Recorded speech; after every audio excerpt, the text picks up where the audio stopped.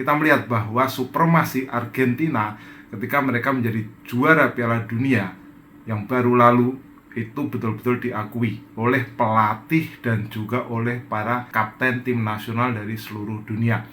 Ini penghargaan yang cukup menarik. Kenapa menarik? Karena kalau kita melihat penghargaan ini diberikan oleh pelatih dan oleh pemain yang mengerti betul-betul apa yang terjadi sehari-hari di lapangan. Dan yang paling penting, dia membuat 2 gol dalam final yang saya sebut sebagai final tergila yang pernah saya saksikan sepanjang gelaran sepak bola.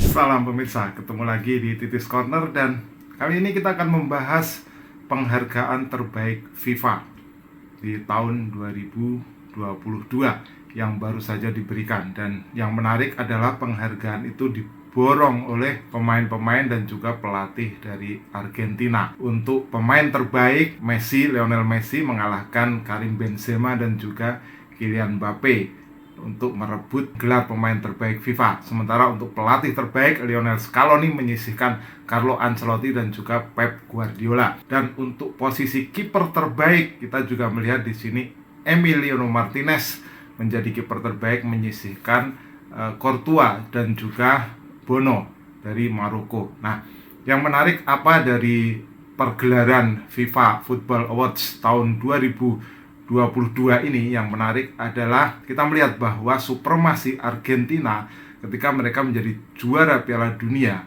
yang baru lalu itu betul-betul diakui oleh pelatih dan juga oleh para kapten tim nasional dari seluruh dunia. Jadi memang ini sebuah penghargaan yang diawali pada tahun 2016, di mana penghargaan ini mengumpulkan pendapat atau voting dari para pelatih tim nasional dan juga kapten tim nasional dari seluruh dunia.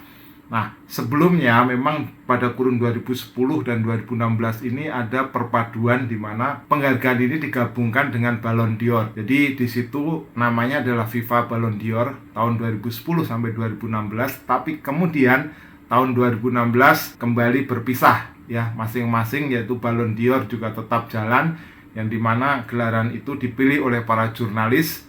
Pada tahun 2022 yang menang adalah Karim Benzema, peringkat keduanya adalah Sadio Mane dan juga Kevin De Bruyne. Nah, untuk FIFA Football Awards tahun ini itu kembali meneruskan tradisi yang sudah berlangsung sejak 2016, di mana dipilih oleh pelatih tim nasional dan kapten tim nasional. Nah, kalau Indonesia di sini tentu diwakili oleh pelatih Sintayong dan juga Fakhrudin Arianto sebagai kapten.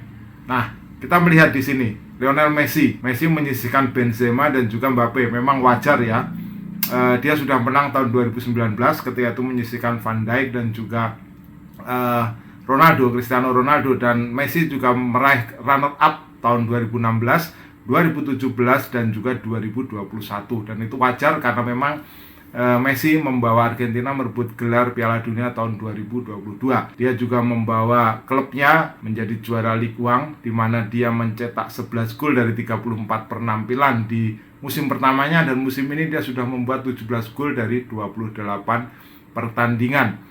Nah, kalau kita melihat di Piala Dunia 2022, betapa Messi seorang pemain yang instrumental bagi keberhasilan Argentina. Jadi dia membuat 7 gol, 3 assist dalam 7 pertandingan. Dan yang paling penting, dia membuat 2 gol dalam final yang saya sebut sebagai final tergila yang pernah saya saksikan sepanjang gelaran sepak bola. Jadi memang sangat wajar andai kata di sini Messi meraih gelar sebagai pemain terbaik FIFA. Di posisi penjaga gawang kita melihat juga Emiliano Martinez atau Dibu Martinez ini menyisihkan Courtois dan juga Bono. Dan ini memang wajar kalau kita melihat apa yang dia tunjukkan ketika final Piala Dunia, bagaimana dia melakukan main games, kemudian bagaimana dia bisa menggagalkan penalti lawan. Nah, itu menjadi faktor krusial yang mengantarkan Dibu Martinez sebagai kiper terbaik. Nah, jangan lupa juga untuk posisi pelatih terbaik, di situ ada Lionel Scaloni. Nah, Scaloni ini dalam pernyataannya setelah menerima penghargaan, dia bilang bahwa ini penghargaan yang cukup menarik. Kenapa menarik? Karena kalau kita melihat penghargaan ini diberikan oleh pelatih dan oleh pemain yang mengerti betul-betul apa yang terjadi sehari-hari di lapangan. Nah, kalau kita melihat Scaloni, apa yang dia lakukan, termasuk diantaranya adalah mengganti 5 pemain ketika Argentina kalah dari pertandingan pertama melawan Arab Saudi. Keputusan yang sangat berani. Kemudian memunculkan pemain muda berusia 20 tahun, Enzo Fernandez, dan juga pemain muda lainnya seperti McAllister untuk mengisi posisi inti tim nasional Argentina pada kondisi mereka yang begitu terdesak untuk bisa lolos dari putaran grup. Jadi ini dua keputusan sangat berani yang tentunya diambil oleh Scaloni. Dan keputusan cerdas lainnya tentu adalah ketika dia memasang Angel Di Maria sebagai pemain sayap kiri pada final melawan Prancis. Ya, keputusan yang betul-betul tidak terduga, sebuah taktik strategi yang tidak terduga yang kemudian berbuah kemenangan atau gelar Piala Dunia bagi Argentina. Nah, satu hal memang yang sangat menarik di sini hanyalah dari sisi 11 pemain terbaik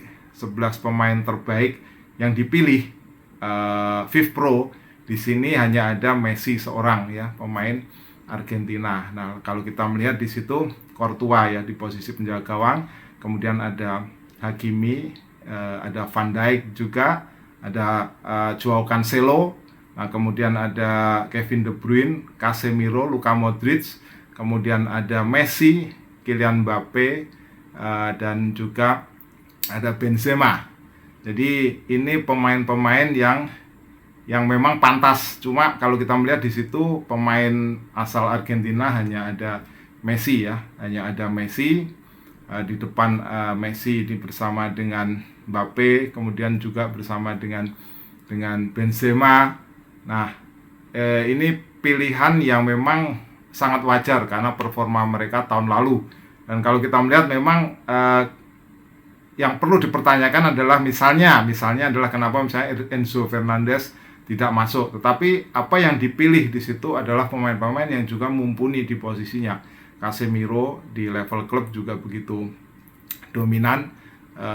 Kemudian kita melihat juga Kevin De Bruyne dan juga Luka Modric juga pemain yang tidak bisa diremehkan. Jadi memang wajar jika hanya ada Messi di komposisi 11 terbaik FIFPro di situ. Tapi di luar itu, di luar komposisi 11 terbaik itu, kita melihat bahwa gelar penghargaan FIFA diborong oleh mereka yang berasal dari Argentina dan berkat kesuksesan di Piala Dunia yang baru lalu.